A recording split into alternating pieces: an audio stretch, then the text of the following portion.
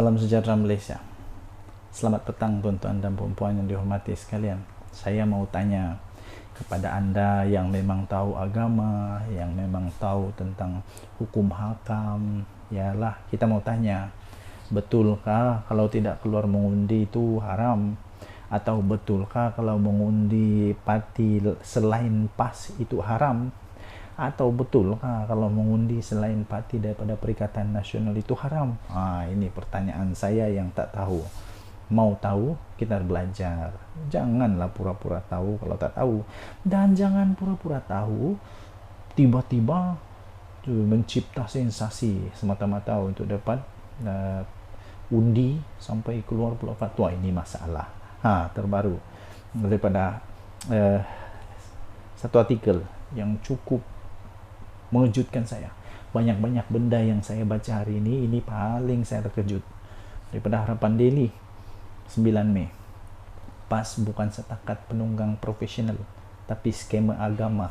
Itu tajuk dia mengejutkan tau. Daripada Harapan Daily, PAS bukan setakat penunggang profesional tapi skema agama. Kita baca sama-sama ya. Dulu pada PRK Tanjung Piai, yang berhormat Tuan Ibrahim, yaitu timbalan Presiden PAS, kata kena sokong calon Cina dan tolak calon Melayu walaupun Tok Imam. Itu di Tanjung Piai. Itulah saya kata, PAS ini ada penyakit lupa ingatan, terutamanya pemimpin-pemimpin dia, termasuklah Tuan Ibrahim, timbalan Presiden PAS. Waktu itu dia kata sokong calon Cina dan tolak calon Melayu walaupun Tok Imam.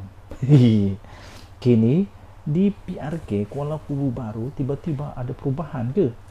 Di Kuala Kubu Baru katanya kena sokong calon Melayu PN, yang lawan calon Cina perpaduan, kerana calon Cina tidak solat dan keluar zakat. Bila ditanya, kalau calon PN bukan Melayu pula bagaimana? Kata Tuan Ibrahim, kita tengok apa yang kita hadapi sekarang lah. Katanya itu. Ciri-ciri calon yang Allah pilih, dia kata. Taqiyuddin Hasan, iaitu Setiausaha Agung PAS pula kata haram tak keluar mengundi kerana katanya Haji Hadi telah hukumkan fardu ain. Wow. Macam mana pula dengan orang yang tidak dapat keluar mengundi kerana sakit di hospital dan sebagainya? Boleh tolong jelaskan? Ini bukan hanya penunggang agama profesional, tapi inilah skema dalam beragama.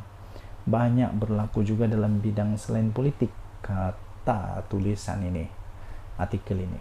Dia kata lagi, jika hal ini tidak dilihat perbuatan keji, lama-kelamaan ajaran sesat dan bid'ah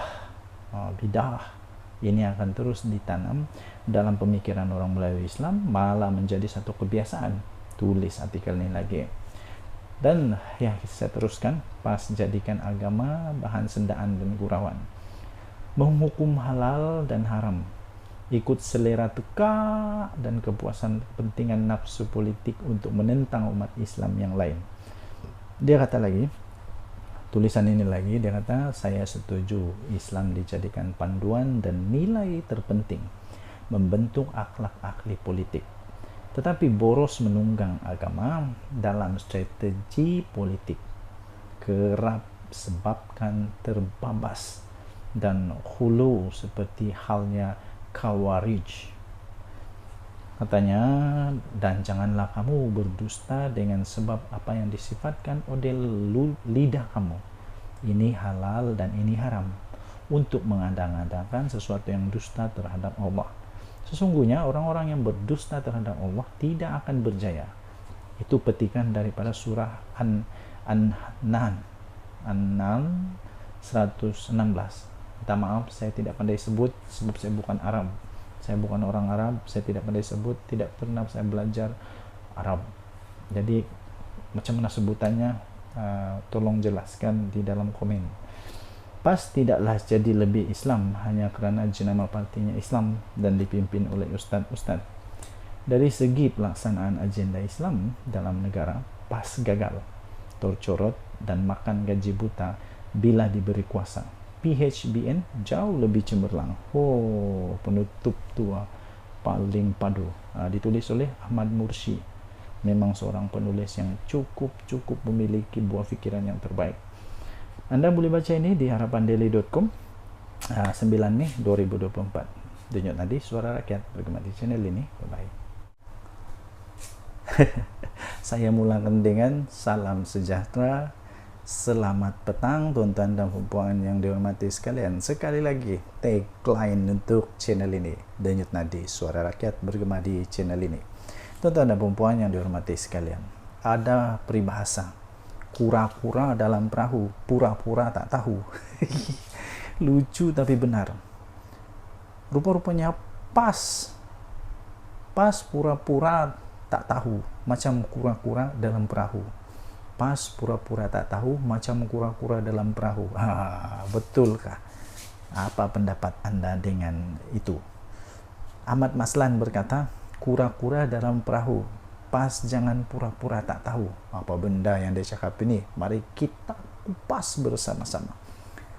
Ahli MKT UMNO, Majlis Kerja Tertinggi UMNO, Datuk Seri Ahmad Maslan, memulangkan pakuh buat keras kepada pihak lawan dan penyokongnya yang menggabungkan nama partinya dengan DAP. Oh, ini rupanya. Kata Ahmad Maslan, hakikatnya PAS lebih lama bersama DAP berbanding dengan Kerajaan Perpaduan. Nah, betul juga ya. Betulkah?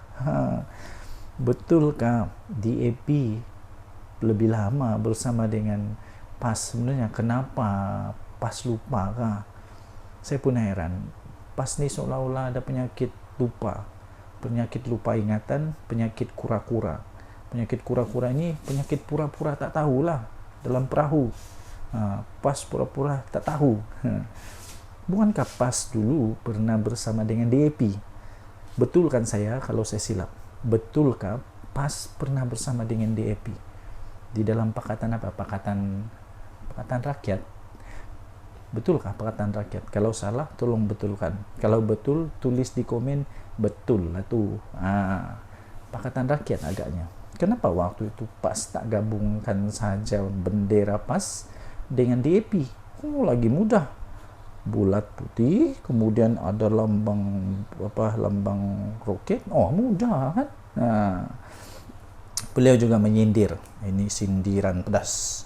Beliau juga menyindir penyokong pembangkang dengan peribahasa kura-kura simpan dalam perahu, berpura-pura macam orang tak tahu. Berpura-pura macam orang tak tahu, kesian juga. UMDAP kata mereka. Faktanya PAS lebih lama bersama dengan DAP berbanding dengan UMNO dan DAP. Kenapa PAS lupa kah? Kenapa penyokong PAS sudah lupa kah benda ni?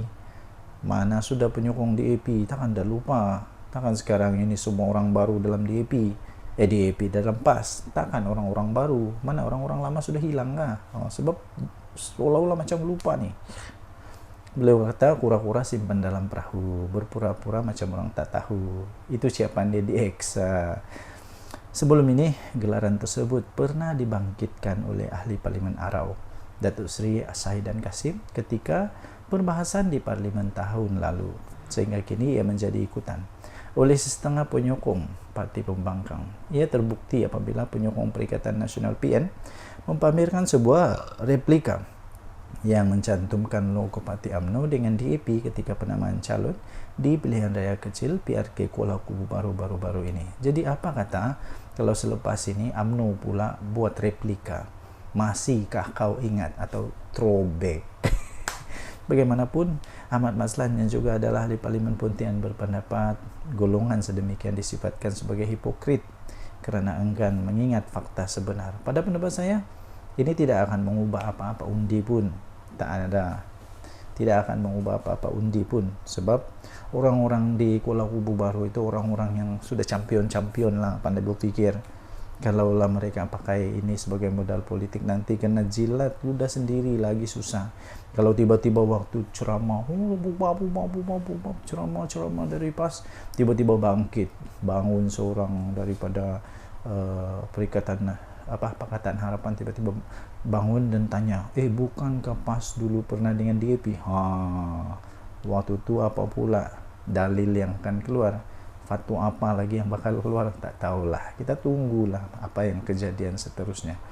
Untuk membaca lebih lanjut tentang perkara ini, Anda boleh masuk di Harapan Daily 9 Mei 2024, kura-kura dalam perahu PAS, jangan pura-pura tak tahu.